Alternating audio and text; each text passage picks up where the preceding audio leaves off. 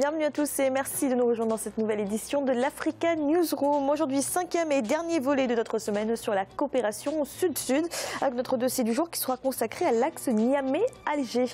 Au programme également de cette émission, la date du référendum constitutionnel fixée au 15 juillet prochain en Mauritanie. Et au Mali, après plusieurs reports, les autorités intérimaires ont finalement été installées. Et pour nous accompagner pendant cette émission, Alexandre Kateb, vous êtes économiste, bienvenue. Merci. Et avec nous également notre éditorialiste Malik Acher, bienvenue Malik. Merci Fanny et bonsoir à tous ceux qui nous regardent. Tout de suite, l'actualité du jour.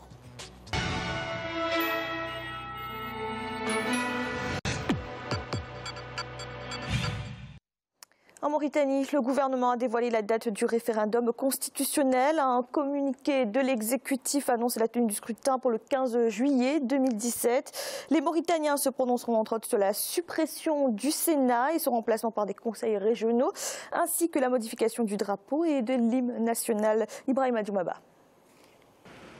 En Mauritanie, le gouvernement a dévoilé jeudi 20 avril la date du référendum pour la réforme constitutionnelle voulue par le président Abdelaziz. Un communiqué du Conseil des ministres a annoncé la tenue de ce scrutin consultatif pour le 15 juillet 2017. Les Mauritaniens se prononceront sur la suppression du Sénat et son remplacement par des conseils régionaux, mais aussi et surtout la modification du drapeau et de l'hymne national.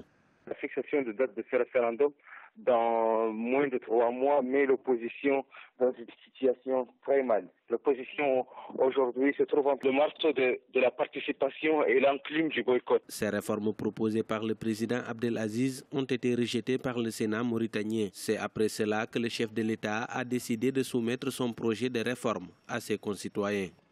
Sur le plan politique, nous aurons affaire à une cascade d'élections, notamment l'élection des conseils régionaux qui seront mis en place après l'adoption des réformes constitutionnelles, les élections législatives et municipales et bientôt les présidentielles de 2019. Les amendements soumis au référendum du 15 juillet sont des recommandations du dialogue national organisé en octobre 2016 entre la majorité présidentielle et une partie de l'opposition. Le scrutin sera également organisé sur la base de la liste électorale ayant servi aux élections présidentielles de 2014, révisée pour les besoins du référendum 2017 dans le cadre de recensement administratif à vocation électorale complémentaire, a précisé le gouvernement.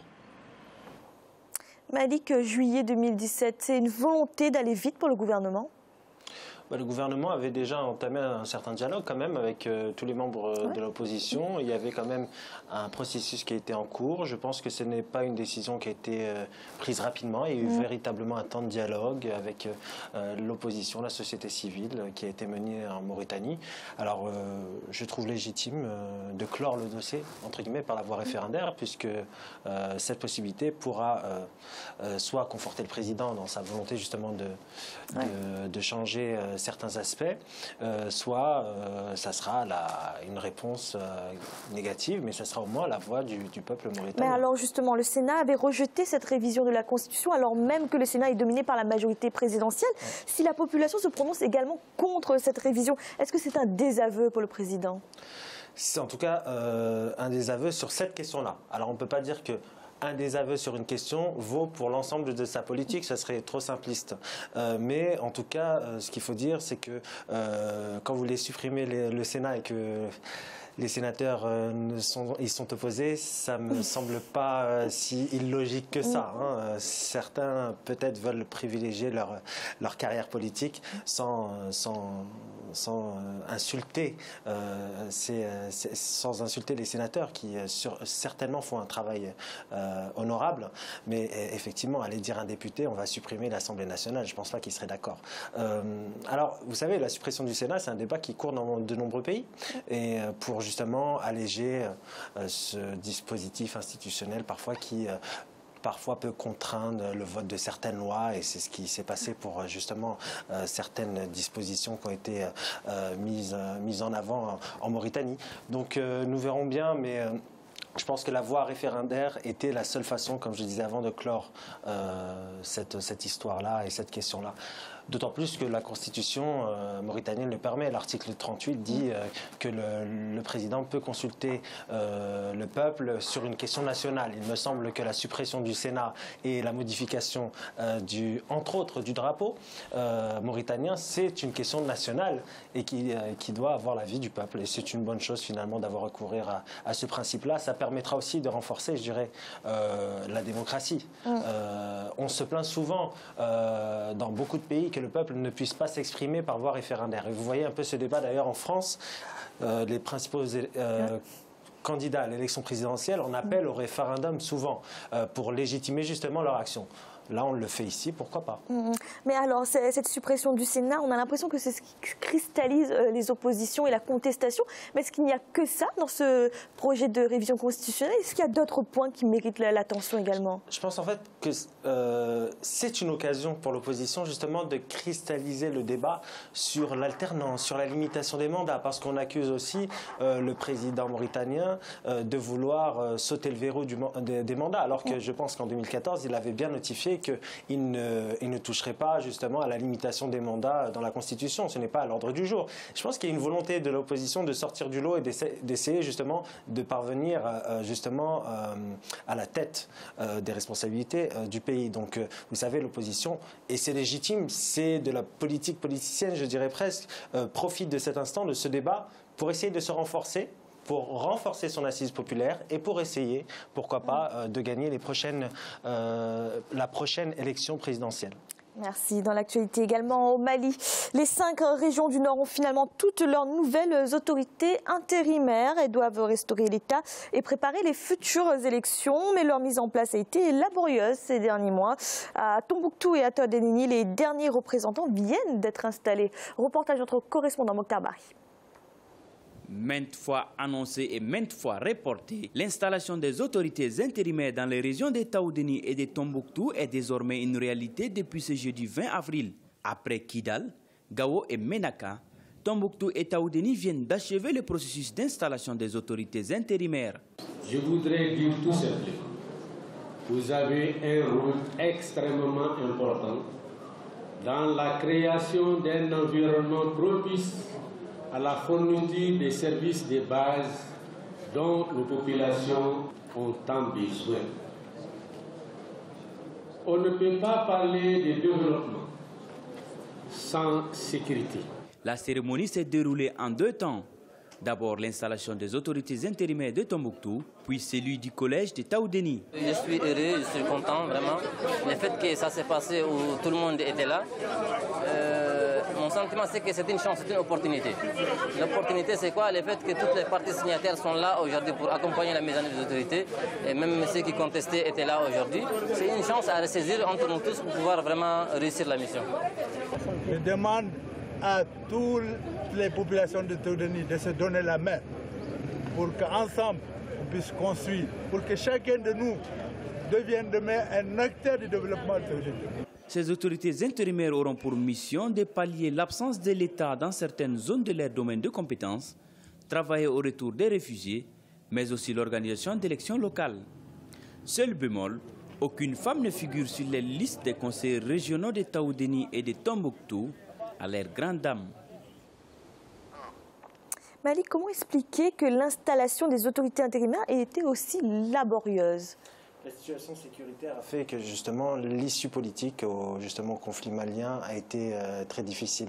L'installation, parce qu'il y avait des résistances sur le terrain, notamment des membres du comité du mouvement pour la Zawad, qui, vous savez, ces personnalités ont essayé justement de mettre des embûches pour l'installation de ces autorités-là. Et pourtant, c'est nécessaire pour permettre au Mali de regagner sa sérénité. Donc j'espère que là, je pense que le processus est en cours et il y a une fin de conflit qui vient de venir sur ce sujet-là. Donc j'espère que les autorités maliennes pourront justement installer durablement ces autorités, parce que sans autorité, c'est l'anarchie, c'est l'instabilité sécuritaire. Mais c'est une étape encourageante, là, ces autorités intérimaires? Je pense, oui. Parce qu'on n'a pas d'autre solution dans le sens où... Et en plus, il faut savoir que c'est dans le cadre du processus des accords d'Alger aussi. Ça a été prévu. Donc c'est toute une planification. C'est la réinstallation des autorités et la réaffirmation de l'autorité de l'État. Il faut savoir que dans cette région, nous n'avions pas l'autorité de l'État pendant beaucoup de temps, et notamment durant la période où les groupes terroristes pullulaient, et ils pullulent malheureusement toujours, mais du moins l'autorité de l'État s'était effacée à cause des divers mouvements de rébellion aussi, il faut le dire, qui ont eu lieu dans la région du Nord Mali. J'espère en tout cas que ces autorités représenteront la diversité de cette région, parce que cette région, c'est aussi une diversité ethnique, il ne faut pas l'oublier. Et il faut, je pense, essayer de contenter tout le monde. C'est très difficile, ça demande d'âpres négociations, mais je pense que c'est sur le bon chemin. Après, vous savez, ceux qui sont contre l'installation des autorités, ils sont contre l'unité du Mali, ils sont contre la réaffirmation d'un Mali uni et indivisible. Alors concrètement, que vont permettre ces autorités intérimaires quand on sait que justement pullulent encore ces groupes armés? Est-ce qu'ils auront de véritables pouvoirs? Justement, la nécessité d'avoir ces autorités-là, ces autorités dans cette région-là, intérimaires, même si elles sont intérimaires, c'est de préparer le renforcement de l'État.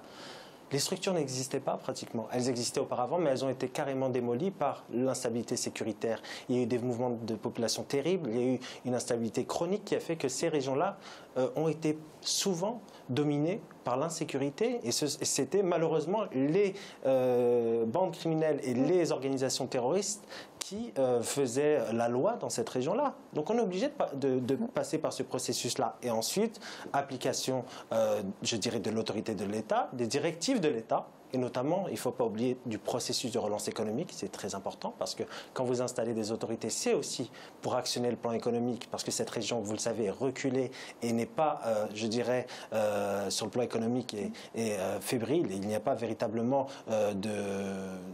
d'axes de développement qui ont été mis en place concrets. Et donc, cette réaffirmation-là pourra permettre au Mali, au moins, de revivre un peu plus sur le plan économique. Et dans ces autorités intérimaires, qu'est-ce que vous pensez? Est-ce que le Conseil de l'Azawad, est-ce que ces personnalités qui n'étaient pas d'ailleurs vraiment d'accord avec l'installation de ces autorités doivent se joindre à l'exercice de ce pouvoir? Je pense qu'il faut leur permettre, c'est dur, hein, c'est très difficile de négocier avec les ennemis d'hier, mais il faut à un moment tourner la page, sauf ceux bien sûr qui ont commis des exactions. On ne parle pas de cela, on parle de ceux qui représentent une partie certes minoritaire mais non négligeable d'une certaine population au sein de cette région. Donc il faut les intégrer. Vous savez qu'il y a ce processus de DDR, donc de désarmement, de démobilisation et de réintégration. Et si on n'intégrait pas des membres par exemple du mouvement de l'Azawad, on n'y arrivera jamais. Donc c'est la seule solution, à mon avis, à mon humble avis, c'est la seule solution qui peut primer pour permettre au Mali de recouvrir une certaine sérénité. Merci. Nous allons marquer une courte pause un instant, la deuxième partie de l'Africa Newsroom. À tout de suite.